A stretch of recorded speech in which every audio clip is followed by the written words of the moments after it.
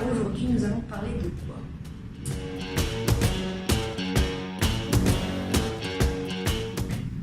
L'index glycémique, c'est la capacité qu'a un aliment à faire augmenter la glycémie dans un temps donné en fonction d'une quantité de glucides donnée par rapport au glucose. Et comment évoluent ces glycémies? Eh bien, cette glycémie, elle est gérée par deux hormones.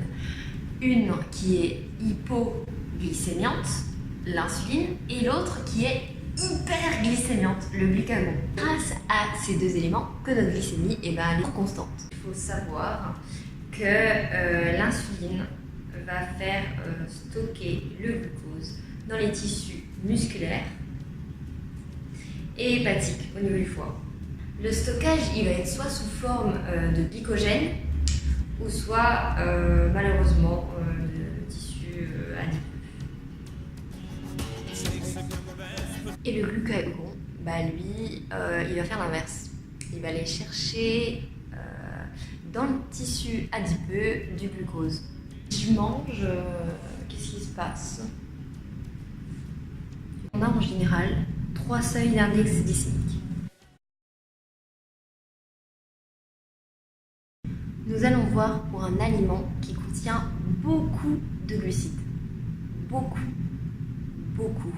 On a une augmentation de la glycémie importante et rapide, et quand j'ai dépassé le seuil d'alerte, hop, mon corps, il envoie de l'insuline. Conséquent, j'ouvre les voies métaboliques de stockage et ma glycémie, elle redescend en flèche.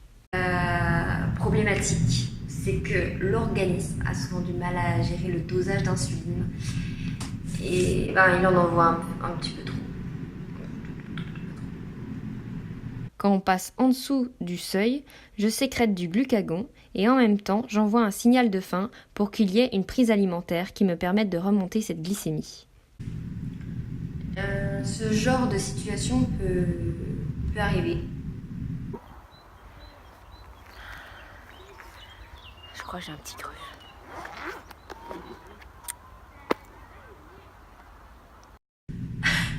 Et du coup, on se retrouve le bon chocolat. Je mange un aliment qui fait augmenter moyennement mon taux de glycémie.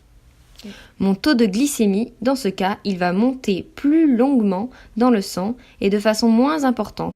Lorsque je mange un aliment qui contient des glucides à un indice glycémique bas, je vais sécréter très peu, voire pas du tout d'insuline et ça va redescendre très lentement.